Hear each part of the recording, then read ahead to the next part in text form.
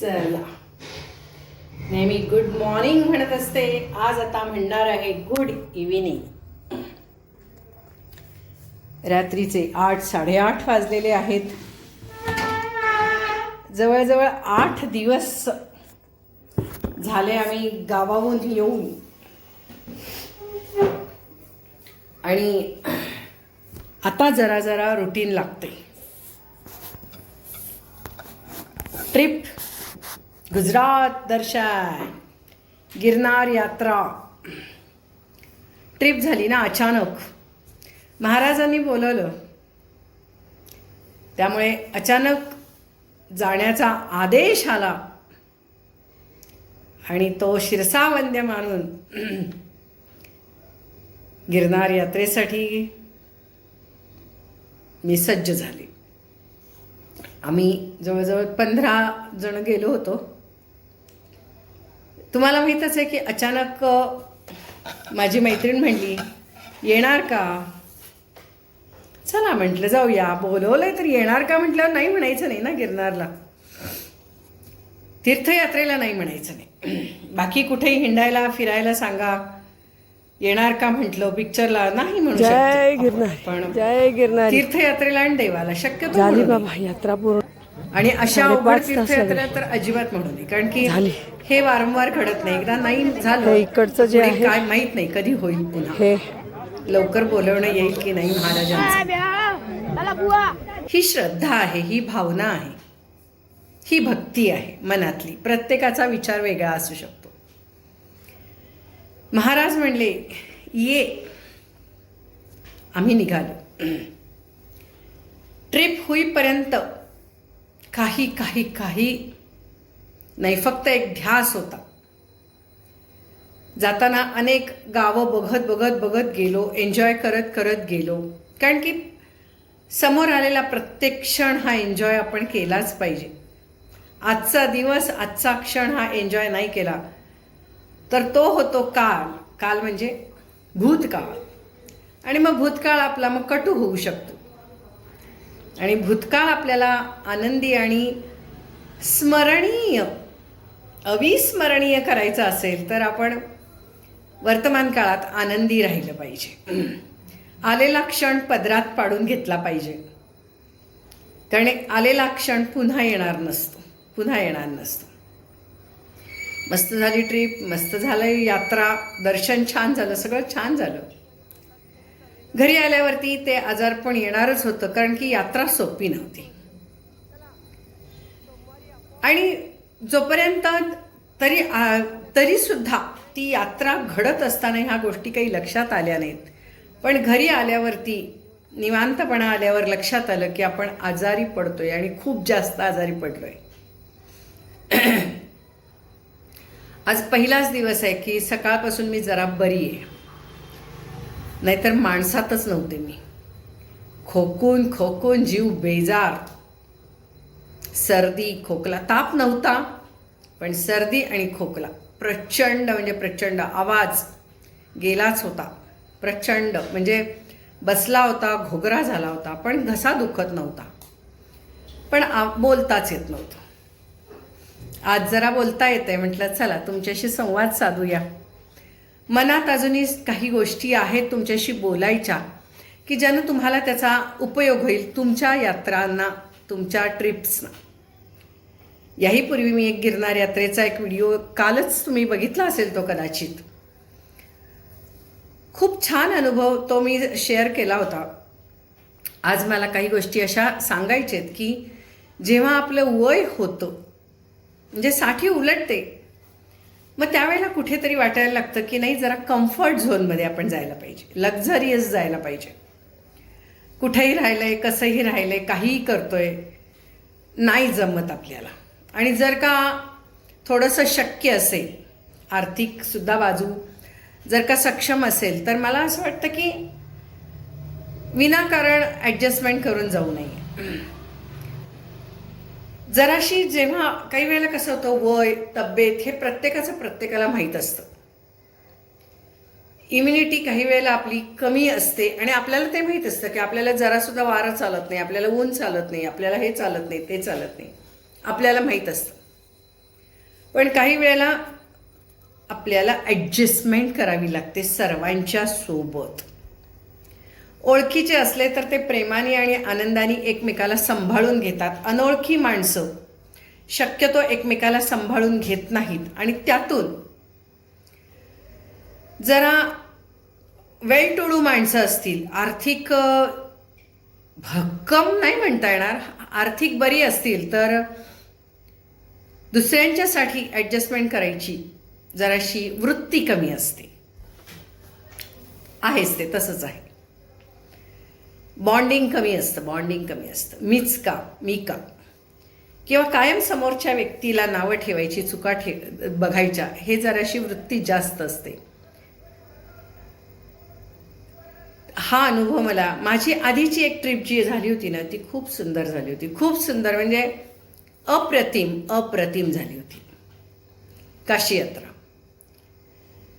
त्यामध्ये सुद्धा आम्ही अनोळखीच होतो बरं का. 5च जणी एकमेकींच्या ओळखीच्या होतो आम्ही आणि बाकी सगळ्या अनोळखीच होत्या.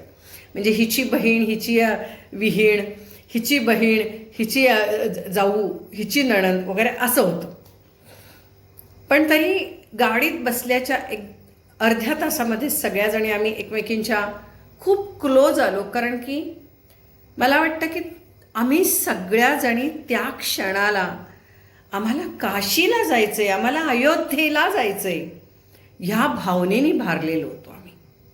आम्हाला प्रयागराजमध्ये जाऊन आंघोळ करायची, आम्हाला प्रयागराजमध्ये जायचं आहे, ह्या भावनेने आम्ही भारलेलो होतो. आम्हाला वृंदावनला जायचं आहे, आम्हाला मथुरेला जायचं आहे, आम्हाला कृष्णाच्या नगरीत जायचं आहे. आम्ही भारावून गेलेले होतो सगळ्याजणी. आणि ह्या देवभक्तीनी देवभोळ्या असलेल्या आम्ही सगळ्याजणी एकमेकींशी इतकं आमचं छान बॉन्डिंग झालं की कळलंच नाही की आम्ही एकमेकींच्यात कधी गुंतून गेलो आणि आमच्यातला वेगळेपणा कधी नष्ट झाला आम्हाला कळलाच नाही. आम्ही सगळ्या एक झालो.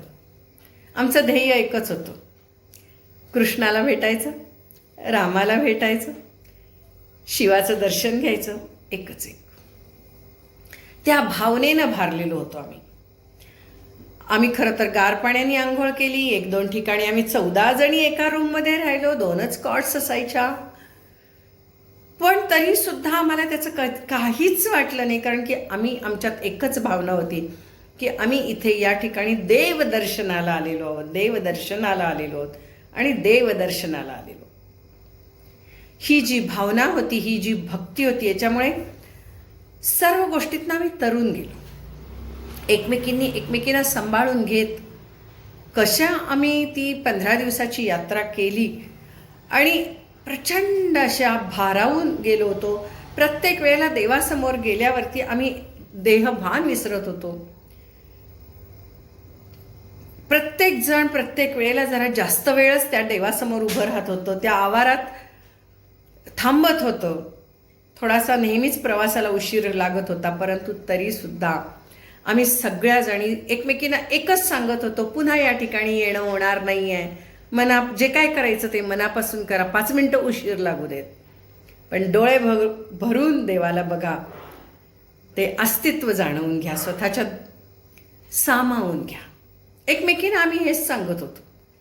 5 मिनटं उशीर झाला तरी चालेल, काही बिघडत नाही, पण देवाचं दर्शन छान झालं पाहिजे.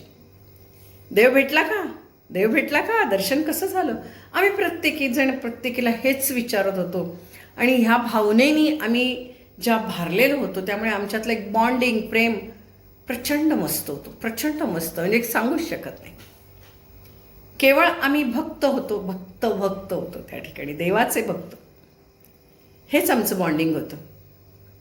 आम्हाला कसलाच त्रास झाला नाही. मात्र थोडंसं कसं झालं, मी आत्ताच्या ह्या ट्रिपमधनं गेले,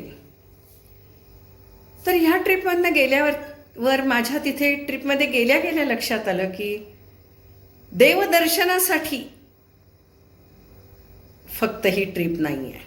ही ट्रिप आहे साईट सीइंग करायचं होतं त्यांना, साईट सीइंग. त्याच्यासाठी ही ट्रिप आखली घेतली होती. आणि मग झालं तर जाता जाता जे होईल ते देवदर्शन, म्हणजे देव जाता होता. मुख्य काहीतरी वेगळंच होतं, बघायचं, हे बघायचं, ते बघायचं, ते बघायचं. सुंदर सुंदर गोष्टी बघायच्या होत्या, निसर्ग बघायचा होता, निसर्ग अनुभवायचा होता, या सगळ्या गोष्टी करायच्या होत्या. ठीक आहे, असू दे, आपल्याला काय देवदर्शन होण्याशी मतलब आहे फक्त. आणि असाच आमचा तो प्रवास सुरू झाला. ह्या संपूर्ण हा प्रवास सगळा छान झाला. आमचंही बॉन्डिंग खूप छान झालं, मस्त एक फॅमिली असल्यासारखं बॉन्डिंग होतं ते.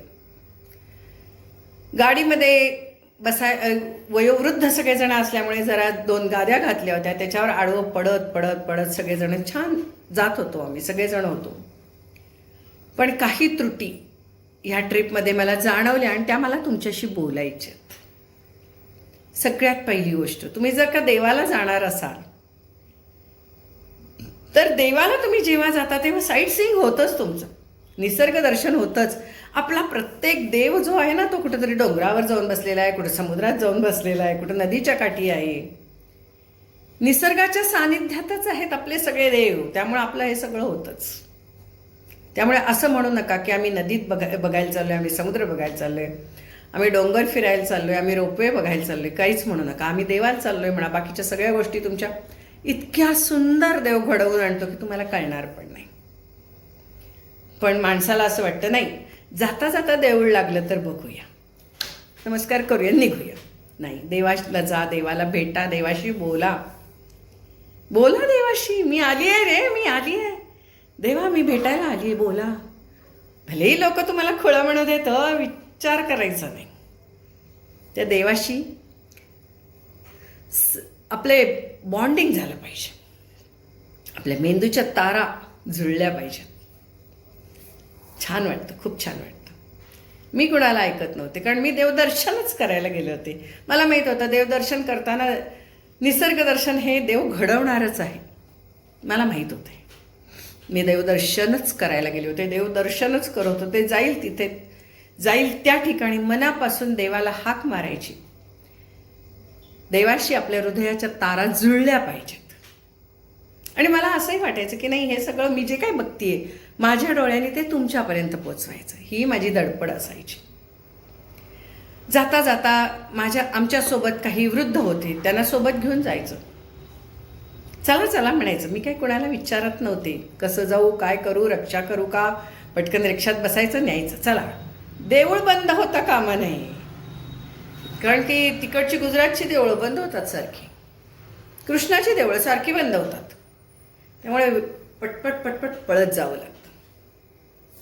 आणि या सर्व गोष्टी मी साधत होते, कारण की मला देवालाच भेटायचं होतं, मला देवदर्शनच करायचं होतं. पण सगळा ग्रुप जो होता तो तसा नव्हता, त्यांना देवदर्शन जाता जाता करायचं होतं. त्यामुळे थोडंसं मी करत असलेलं देवदर्शन किंवा त्या ठिकाणी एक क्षण माझा जो जास्त जायचा तो त्यांना आवडायचा नाही. वेळ जातोय, वेळ जातोय, वेळ जातोय. त्यांना असं वाटायचं आम्ही काय सगळी देवळच बघत बसायची का. पण तुम्ही जर का देवळच फक्त बघायची ठरवलं तर जाता जाता देव तुम्हाला अनेक गोष्टी सहजपणे तुमच्या डोळ्यासमोर आणून देतो. पण असो, चला, हा विषय वेगळा. काय झालं माहिती का, ती जी गाडी होती, खरं तर याच्यामध्ये थोडीशी फसवणूक झाली बरं का. जी आमची टूर लीडर होती, मॅनेजर वगैरे काही नव्हती, लीडर होती ती, तिनं लीडिंग घेतलं होतं. मी अचानक तिथं गेलेला एक पाहुणा होते, शेवटचा मेंबर. माझ्या एका मैत्रिणीला वाटलं की नाही तू यायला पाहिजेस, महाराजांनी आदेश दिला हिला घेऊन या, म्हणून मी गेले त्यांच्यात. त्यामुळे मी पाहुणा होते त्यांच्यात, सगळ्यांच्यात अनोळखी. तर त्यामुळे कसं झालं माहिती आहे का की मी जेव्हा जेव्हा देवदर्शन करणार किंवा देवाला नमस्कार करणार तेव्हा त्यांना असं वाटायचं की हा हा हा ह्याच्यात वेळ चाललाय, वेळ चाललाय, वेळ चाललाय. जायचं नुसतं, पळायचं नाही यायचं, जायचं नुसतं, पळायचं नाही यायचं. देवाची मूर्ती बघायची नाही, देवाच्या आसपास काय चाललंय बघायचं नाही, नुसतं एक काहीतरी कृती करायची म्हणून करायची आणि यायचं. असं ते थोडंसं तिथलं वातावरण होतं. काही ना ते पटायचं, काही ना पटायचं नाही. ज्यांना पटायचं नाही ते माझ्यासोबत असायचे, ज्यांना पटायचं ते आपल्या इकडे तिकडे विखुरलेले असायचे, का तर टूर लीडरला वाईट वाटू नये म्हणून. पण टूर लीडर स्वतः भाविक होती, तिला ते समजत नव्हतं की आपण भाविक आहोत. ती कुठंतरी इतरांना तिनं सांगून आणलं होतं की आपण इकडे जाऊया तिकडे जाऊया, त्यामुळे ती देवळं दाखवायला तयार नव्हती, कारण पुरुषांना थोडीशी देवळं आवडत नाहीत. आमच्यात 4-5 पुरुष होते. त्या पुरुष बहुतेक ठिकाणी असंच असतं. तुम्ही मला विचारता काका नका येत नाही, काका नका येत नाही, ते भाविक नाही आहेत. चला चला असं करणार आहेत. आम्ही चला चला नाही, आम्ही अभिषेक घालणार, देवाला बघणार, याऊ बघणार त्याऊ बघणार असले आम्ही. मग अशा वेळेला अशा लोकांना सोबत नेऊच नाही, कारण त्यांना त्याच्यात इंटरेस्ट नसतो, आवड नसते, भावना नसते. कळत नकळत त्यांच्याकडनं ते पाप घडून जातो हो, चल चल चल चल म्हणण्याचं. त्यामुळे मी काकांना सोबत नेत नाही. त्यांचं ते सोबत त्यांच्या आईवडिलांना घेऊन जात होते, खूप छान भाविकपणे करत होते. पण नवरा हा इतरांच्या सोबत जसा असतो तसा बायकोसोबत कधीच नसतो. ते एक व्यक्तिमत्व वेगळंच असतं. तर त्यामुळे जे देवाची भक्ती ज्यांना करायची असायची किंवा ज्यांना जे आवडायचं ते माझ्यासोबत राहायला लागले. आणि आमच्या टूर लीडरला एक चुकून कळत नकळत असं वाटायला लागलं की अरे देवभक्तीत फारच वेळ चाललाय. असं छोट्या छोट्या गोष्टी व्हायला लागतात. पण मला एक लक्षात आलं की ट्रिपमध्ये सगळ्या प्रकारची माणसं असणारच, पण आपण ज्यांच्यासोबत जातोय त्यांचा उद्देश माहीत असणं फार आवश्यक आहे. तुम्ही जर तीर्थयात्रेला जात असाल तर तीर्थयात्रा करणाऱ्या माइंडसोबत तुम्ही जायला पाहिजे किंवा त्यांच्याशी तुमची वेवलेंथ कनेक्ट व्हायला पाहिजे. त्यांनाही देवाला जावंसं वाटलं पाहिजे. तिथं गेल्यावरती त्याच चर्चा झाल्या पाहिजेत, तेच बोलणं झालं पाहिजे, त्याविषयीच गप्पा झाल्या पाहिजेत. नाहीतर हे काय करता, ते काय करता, हे असं करणार जर असेल ना तर कुठं ना कुठं तरी त्यांच्या हातून पाप घडतं आणि आपण दुखावले जातो. होतं असं. त्यामुळे कधीही लक्षात ठेवायला पाहिजे, फिरणाऱ्यांच्याबरोबरच फिरलं पाहिजे. फिरणाऱ्यांचाच ग्रुप एकत्र केला पाहिजे. आणि देवदर्शन करणाऱ्यांनी देवदर्शनलाच जायला पाहिजे आणि देवदर्शन करणाऱ्यांचाच ग्रुप करायला पाहिजे. नाहीतर ती मजा येत नाही. विनाकारणच मग कुठेतरी चहाड्या ह्याऊ त्यों अशा गोष्टी सुरू होतात आणि मनुष्य स्वभाव आहे तो कुठं ना कुठंतरी. आणि त्या ट्रीपमधलं जे पावित्र्य असतं ना ते कमी होतं, बाकी काही नाही. पावित्र्य कमी होतो. ती एक आध्यात्मिक स्पिरिच्युअलिटी जी निर्माण व्हायला पाहिजे त्या ठिकाणी, जे वातावरण निर्माण व्हायला पाहिजे ते होत नाही आणि कुठेतरी सगळंच बिघडत जातं. समुद्र दिसला तरी मग समुद्र बघायचा नाही, वेळ जातो म्हणायचा. म्हणजे अशा गोष्टी कळत नकळत सुरू होतात. तुम्ही काहीच एन्जॉय करू शकत नाही. आणि म्हणून मी तुम्हाला म्हटलं की समजा तुम्हाला तीर्थयात्रा करायची असेल तर तीर्थयात्रा करणाऱ्यांसोबतच जा. हिंडणाऱ्या फिरणाऱ्यांच्या सोबत गेला तर तुमची तीर्थयात्रा सफल होत नाही आणि त्यांनाही सुख मिळत नाही, कारण की तुम्ही इतर गोष्टीमध्ये एन्जॉय करू शकत नाही. आणि एक महत्त्वाचं की जेव्हा तुम्ही गाडी ठरवता तेव्हा गाडी ठरवल्यावरती ती गाडी आधी प्रत्यक्ष बघा, कुठली गाडी आहे, काय आहे. आमच्या ह्या ट्रिपमध्ये जराशी फसगत झाली बरं का. गाडी ठरवली एकीनं, तिचा चांगला अनुभव होता त्या व्यक्तीसोबत, त्या ड्रायव्हरसोबत. गाडी पण छान होती, ड्रायव्हरही माहितीचा होता. अचानक त्या ड्रायव्हरच्या घरात काहीतरी अडचण आली. त्यानं दुसऱ्या व्यक्तीला सांगितलं, दुसरी गाडी, दुसरा ड्रायव्हर. जेव्हा घरासमोर गाडी आली तेव्हा समजलं की ही गाडी ड्रायव्हर वेगळा आहे. काहीच करू शकलो नाही कोणी. तोही गाडी ड्रायव्हर फार चांगला होता, काहीच प्रश्न नाही. पण त्या ड्रायव्हरला तिथलं काहीच माहीत नव्हतं. म्हणजे ही जी ट्रिप ठरवली गेली की त्या ड्रायव्हरला सगळंच माहिती आहे. कुठे राहायचं माहिती आहे, कुठं खायचं माहिती आहे, कुठं उतरायचं माहिती आहे, कुठल्या स्थळाला किती वेळ द्यायचा माहिती आहे, कसं घेऊन जायचं हे माहिती आहे. तो माहितगार ड्रायव्हर आलाच नाही आणि त्यानं तसं कळवलं पण नाही. ही त्याची चूक होती. त्यानं ड्रायव्हर चांगला दिला, अतिशय चांगला दिला. दुसरा ड्रायव्हर जो दिला अतिशय चांगला, देव माणूस. म्हणजे अक्षरशः आम्हाला द्वारकेला श्रीकृष्णच घेऊन गेला, त्याचं नावच ते होतं. आम्हाला गिरनारला दत्तात्रय महाराज घेऊन गेले. आमच्यासोबत एक दत्तात्रय महाराज होते, नावच होतं त्यांचं. म्हणजे असं हे सगळं. तर हे अचानक गाडी बदलणं हे करणं फार चुकीचं झालं ते. आयत्या वेळेला कोणी काही करू पण शकलं नाही. बरं जिनं ठरवलं ती पण काही करू शकली नाही, कारण तिलासुद्धा तो कळत नकळत त्या ड्रायव्हर मामाने केलेला तिचा विश्वासघातच होता. पण बोलू शकली नाही, कारण घरचे रिलेशन्स असतात ना, की खूप साऱ्या ट्रिप्स केलेल्या असतात. त्यामुळं घोळ झाला. प्रत्येक ठिकाणी जाईल तिथे आमच्या टूर लिडरला त्रास व्हायचा, कुठली रूम बघायची, काय करायची, काय, कारण या ड्रायव्हरला काहीच माहीत नव्हतं.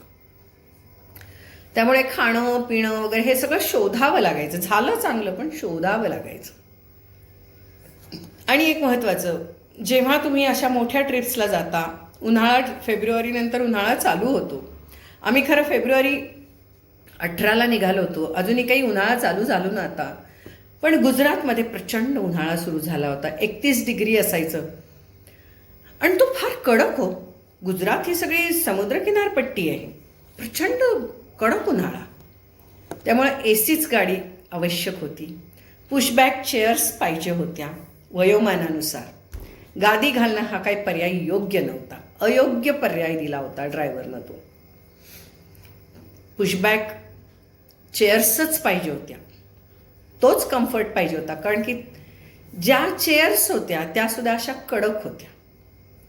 मऊ चेअर्सच पाहिजेत. वयोमानानुसार आपल्याला बसायला मऊ चेअर्सच लागतात. आणि जर का आपल्याला आर्थिक ते शक्य असेल तर कशासाठी ही ॲडजस्टमेंट, तेही थोडंसं चुकलं. आडवं तिडवं झोपून जायचं. झोपण्यासाठी मग मी झोपणार, तू झोपणार, आडवं झोपणार, येऊ झोपणार, तू किती वेळ झोपणार, मी किती वेळ झोपणार, ह्याच्यात थोडीशी व्हायचीच, नाराजीचे सूर लागायचे. ही जास्त वेळ झोपली, ती जास्त वेळ झोपली, हे नाराजीचे सूर लागायचेच. पण तेच जर का पुशबॅक चेअर्स असत्या मस्तपैकी, आजकाल त्या काळ्या गाड्या आहेत ना, मस्त मस्त, काय जबरदस्त आहेत. ते बघितल्या की असं रस्त्यावरनं जाताना त्या काळ्या गाड्या बघितल्या की नाही, मस्त वाटतं. असा रस्त्यावरून काळा हत्ती असा दिमागदार चाललाय असं वाटतं, माहिती आहे काय. त्यामुळे AC गाडीच पाहिजे. आणि आजकाल त्या काळ्या गाड्या आहेत ना, त्याच्यात सुद्धा 14 सीट बसतात, तशाच पाहिजेत. उगाच इतरमध्ये त्या गाद्या टाकणं हा काही पर्याय होऊ शकत नाही. अतिशय बाद पर्याय, तो बाद पर्याय. त्यामुळे तुम्हाला जर कोणी म्हटलं की मागच्या बाजूला 1-2 जणांना झोपण्यासाठी एक गाद्या टाकलेल्या असतात, खाली सामान ठेवतात, हे ठीक आहे. पण पुढे जर का गाद्या टाकतो म्हणून कोणी तुम्हाला सांगितलं तर तो पर्याय अजिबात स्वीकारू नका. चुकीचा पर्याय आहे. गाडी अशी उधळते, उडते. त्यामुळे गादीवर जरी झोपलात तरी ते कम्फर्ट नसतो त्याच्यात. उगाचच म्हणायचं काय छान वाटतंय, काय छान वाटतंय, काय छान वाटत नाही. उलट ते उठ बस करून कंबर जास्तच दुखते. खालनं उठता येत नाही वयोमानानुसार. या सगळ्या गोष्टी होतात. आणि आमची गाडी AC नव्हती हो, त्यामुळे सगळेजण खिडक्या उघड्या ठेवणार. भरकन ते वारं, ऊन, उष्ण वारा, सारखं पाणी पिणं, धड झोप व्हायची नाही, धड विश्रांती व्हायची नाही, संपूर्ण एनर्जी सारखी ड्रेन व्हायची, अस्वस्थ व्हायला व्हायचं, घाम यायचा. आणि म्हणतात ना तसं ते अशक्तपणा, उत्साह नसायचा गाडीतनं उतरल्यावर. तेच जर का AC गाडी असती तर तसं झालं नसतं. त्यामुळे AC गाडी फार आवश्यक आहे. काही फारसे पैसे तुमचे जास्त लागत नसतात, पण कोणीतरी काहीतरी डोकं चालवतं आणि ते तसं होतं. AC गाडीच पाहिजे. अगदी अंडरलाईन करून घ्या. 2 रुपये जास्त जाऊ देत किलोमीटरला, पण तसेच पाहिजेत.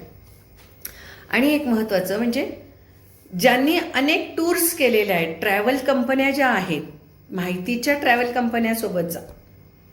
त्यातली जो ट्रॅव्हल टूर गाईड जो असतो तो सोबत असला पाहिजे आपल्या सगळ्या ठिकाणी, आपले प्रॉब्लेम सॉल्व करायला. अशा लोकांच्या बरोबर जा. उगाचच काहीतरी आपलं जायचं याला काही अर्थ नाही. आमची आधीची ट्रिप खूप छान झाली होती, त्यामुळे खरं तर ही सुद्धा चांगली होईल असं वाटलं होतं. परंतु ट्रिप छान झाली, नो डाऊट, पण त्याच्यात अनेक अडचणी आल्या आणि काही गरज नव्हती त्या अडचणी. समजा एखाद्या ठिकाणी गेलो, रात्री हॉल्ट करायचं आहे तर 1-1 तास थांबावं लागायचं गाडीमध्ये. कारण की 1-2 जणींना पुढे जाऊन हॉटेल्स शोधायची किंवा धर्मशाळा शोधायच्या वगैरे प्रचंड त्रास व्हायचा, फार त्रास व्हायचा. नंतर त्यातनं प्रॉब्लेम सॉल्व्ह व्हायचे, पण त्यामुळं 1 तास उशिराने रूममध्ये पोचायचो, तेवढी 1 तास उशिराने विश्रांती व्हायची आणि सकाळी लवकर उठायचं. मग लवकर उठणं व्हायचं नाही. मी सर्वात पहिलं तयार व्हायची, कारण की मला आवडायचं. मला तुम्ही रात्री 2ला जरी जाऊन झोपलं तरी सकाळी 5 वाजता म्हणजे मी अगदी रेडी असायचे. मला आवडतं ते. बाहेर गेल्यावर नाही ऐकायचं. घरात आम्ही 7:30-8 शिवाय उठणार नाही, पण बाहेर गेल्यावर नाही. पण सगळ्यांनाच ते जमायचं नाही, कारण सगळ्यांचं 2 व्हायला पाहिजे, 1 व्हायला पाहिजे, सगळ्यांना नंबर लागायला पाहिजेत. तर हा एक त्रास व्हायचा. आणि एक महत्त्वाचं की वयोमानानुसार प्रत्येक रूममध्ये समजा 3 कॉट असतील, 3 जणं झोपू शकत असतील, तर 3घांनीच झोपलं पाहिजे. 4थी ॲडजस्ट नाही करायची गादी घालून. लहान मूल असेल त्यावेळेला आपण तसले फॅमिलीमध्ये उद्योग करतो, पण हे असे जेव्हा आपण ट्रिपमधनं जातो आणि सगळेच जण वयोवृद्ध असतात, तेव्हा कुणाला तुम्ही ॲडजस्ट करायला सांगणं चुकीचं आहे. आणि हे चुकीच्याच गोष्टी प्रत्येक ह्याच्यामध्ये, प्रत्येक स्टेमध्ये झाल्या. काहीच कारण नव्हतं. प्रत्येक रूममध्ये समजा 2 जणं आणि तेवढे पैसे देणारे सगळेजण होते, पण काही काही चुका होतात अशा. म्हणून चांगल्या टूर्स आणि ट्रॅव्हल्समधनंच ट्रॅव्हल करा. आजकाल प्रत्येक गावोगावी असे टूर्स आणि ट्रॅव्हल्समधनं निघालेले आहेत, त्यातनंच ट्रॅव्हल करा. तिथं गेल्यावरच हॉटेल्स वगैरे बुकिंग होतात, कारण हल्ली प्रत्येक ठिकाणी प्रचंड हॉटेल्स झालेले आहेत, होमस्टे झालेले आहेत. परंतु त्या ठिकाणी ॲडजस्टमेंट करू नका की 4घांना रूममध्ये राहायचं आहे आणि 3घांना कॉट आहे आणि एकाला खाली झोपायचं आहे. मग कोणी झोपायचं यावरती थोडे वाद होतातच दरवेळेला. आणि कुणालाच झोपायचं नसतं, कारण की सगळ्यांनीच पैसे भरलेले असतात. उगाच ॲडजस्टमेंट कुणाला करायला लावणं हे काही शहाणपणाचं नसतं. त्यामुळे टूर्स आणि ट्रॅव्हल्समधनंच गेलेलं चांगलं. हे असं काहीतरी आपली आपण मॅनेज करून जाणं, म्हणजे ही ट्रिप काय शहाणपणाची झाली नाही फारशी. मला ह्याही गोष्टी तुम्हाला सांगाव्याशा वाटल्या की आपण बघतो की आपल्याला वाटतं की नाही अरे ह्याच्यात जास्त पैसे जातात, जास्त काही नाही, 500-1000 रुपये फक्त जास्त जातात रोजच्याला नव्हे, संपूर्ण मिळून. 10 दिवसाची ट्रिप असले तर 1500 वगैरे रुपये एक्स्ट्रा लागतात तुम्हाला, पण तुमचं राहणं खाणं पिणं अगदी उत्तम होतं. त्यामुळे वेल गायडेड टूर गाईड तुमच्यासोबत असला पाहिजे आणि तो सगळ्या ठिकाणी तुमच्यावर हिंडला पाहिजे. अशा व्यक्तीबरोबरच तुम्ही जायला पाहिजे. तुमचा ड्रायव्हर म्हणजेच टूर गाईड होऊ शकत नाही. आणि करू नका असं, त्रास होतो. छोट्या छोट्या गोष्टी मला तुमच्याशी ह्या बोलायच्या होत्या, म्हणून मी तुमच्याशी ह्या बोलले. सगळ्यात महत्त्वाची गोष्ट देवदर्शन आणि साईट सीइंग, म्हणजे आम्हाला हिंडायचं आहे, फिरायचं आहे, पर्यटन करायचं आहे. नुसतंच पर्यटन आणि तीर्थाटन एकत्र करू नका. तीर्थाटन करता करता जाता जाता पर्यटन होणारच आहे, पण पर्यटन करायला जाऊन जाताना 1-2 देवळं बघतो आणि असं असं करून जातो, अजिबात करू नका. चुकीचं आहे ते. देवळं बघायला जाऊन 4 समुद्र बघून या, मस्त एन्जॉय करून या. उलट जास्त देव तुम्हाला जास्त संधी देतो एन्जॉय करायला. पण जर का तुम्ही नुसतं हिंडायचं आहे आणि फिरायचं आहे असं तुमच्या डोक्यात असेल आणि मग एखाद्या देवळात गेला तर त्या देवाशी तुम्ही कनेक्टच होऊ शकत नाही आणि तुम्हाला तो भाव येतच नाही, कारण तुमच्या डोक्यात पुढे काहीतरी दुसरं असतं. आणि सहज जाता जाता एक पर्यटन म्हणून तुम्ही तीर्थाटन करू शकत नाही आणि करू पण नव्हे, ते चांगलं पण नाही. त्यातनं तो आनंद मिळत नाही जो तुम्हाला मिळायला पाहिजे. जे समाधान मिळायला पाहिजे ते मिळत नाही, जी शांती मिळायला पाहिजे ती मिळत नाही. आपण जेव्हा एखाद्या देवळात जातो, एखाद्या तीर्थक्षेत्राला जातो, तेव्हा तिथली काहीतरी एनर्जी भरून एनर्जी भरून घेऊन येत असतो. आपल्या डोक्यात पण नसतं तिथं अस्वच्छ किती आहे, काय आहे, काय हे इकडे आपल्या डोक्यात नसतं. आपल्या डोक्यात एकच असतं, एकच त्याच्याशी कनेक्शन, आणि ती एनर्जी भरून घेण्यासाठी आपण गेलेलो असतो. पण जर का तुम्ही पर्यटन करण्यासाठी जाल तर तुम्हाला इतर सगळं दिसेल तिकडे इकडे, तुमचं कनेक्शनच होणार नाही. हे एक तुम्ही जरूर सांभाळा. पर्यटनाला जाणार असाल तर पर्यटनाला जा, तीर्थाटनाला जाणार असाल तर तीर्थाटन करा, आणि त्या पद्धतीचे ग्रुप्स तुमच्यासोबत असले पाहिजे. तीर्थाटनासाठी, तीर्थयात्रा करण्यासाठी अशीच जरा भक्तिभावाने भारलेली माणसंच तुमच्यासोबत असली पाहिजेत. ती श्रीमंत आहेत का गरीब आहेत याच्याशी काही देणं घेणं नाही आहे. फक्त ती भक्तिभावाने भारलेली असली पाहिजेत. आणि ज्यांना एन्जॉय करायचं आहे त्यांना एन्जॉय करू दे. त्यांचा ग्रुप वेगळा असू दे आणि त्यांनी वेगळी ट्रिप काढू दे. कारण की त्या ठिकाणी तुम्ही सूट होऊ शकत नाही. तुम्हाला एकाच वेळेला असं होऊ शकत नाही की रात्री एन्जॉय केलं आहे सकाळी देवाला, हे नाही होऊ शकत. तर अशी ही आमची ही ट्रिप खूप छानच झाली. कारण की या ठिकाणी सुद्धा आम्हाला नागेश्वर ज्योतिर्लिंग, सोरटी सोमनाथ झालं, गिरनार यात्रा झाली आमची. आम्ही पूर्ण 5,000 पायऱ्या चढलो, 5,000 उतारलो. कारण की अंबामातेपर्यंत रोपवेनी गेलो. तसंच आमचं द्वारका, बेट द्वारका हे सगळं झालं. खूप छान झालं सगळं, खूप मस्त. जाताना देहू आळंदी झालं अचानक. आणि जैन तीर्थ आम्ही खूप सारी बघितली ह्या ट्रिपमध्ये, खूप सारी. म्हणजे तोही आमचा एक काहीतरी मागच्या जन्मीची पुण्याई होती किंवा मागच्या जन्मीचं आमचं काहीतरी ऋणानुबंध होते की आमचे जैन तीर्थसुद्धा खूप सारी झाली. आणि आम्ही जैन तीर्थ धर्मशाळेमध्येच खूप ठिकाणी राहिलो. हे आमचं काहीतरी पूर्व पुण्याई होती. तसंच आहे ते की पूर्व पुण्याईशिवाय तो ग्रुपही एकत्र येत नाही. ती सर्व माणसं एकत्र होणं, अचानक त्यांनी मला विचारणं, मला त्यांनी घेऊन जाणं, चला चला चला म्हणून, आणि मी त्यांच्यात सहभागी होणं, ती यात्रा घडणं, हा सगळा विधिलिखितच आहे. हे काही अचानक ह्या सर्व गोष्टी नाही आहेत. ऋणानुबंधाच्या गाठी आहेत या सगळ्या. तेवढे 10-10 दिवस आमच्या सर्वांचे काहीतरी ऋणानुबंधाच्या गाठी होत्या. त्यामुळे आम्ही सर्व एकत्र आलो. अशी एक छान यात्रा आमच्याकडनं घडणार होती. ती आमची यात्रा झाली. आणि सगळ्यात महत्त्वाचं म्हणजे गुजरात दर्शन करायला म्हणून ही ठरवलेली आमच्या टूर गाईडनं, टूर लिडरनं ठरवली होती की गुजरात दर्शन करायचं होतं. पण ते गुजरात दर्शन राहिलं बाजूला, काहीच झालं नाही. साधी खरेदी झाली नाही हो. शेवटी एखाद्या टपराट एका दुकानात जाऊन आम्ही खरेदी करून आलोय. तुम्हाला काय सांगायचं, काहीच खरेदी झाली नाही. आमचे पैसेच खर्च झाले नाहीत. नाही तर खरं गुजरातला गेल्यावर तुम्हाला काय वाटणार, हे आणलं पाहिजे ते आणलं पाहिजे. काही नाही, काहीच खरेदी झाली नाही.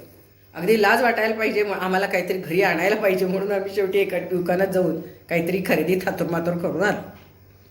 त्यामुळं ती गिरनार यात्राच झाली आमची, सोरटी सोमनाथची यात्राच झाली, ज्योतिर्लिंगांची यात्राच झाली.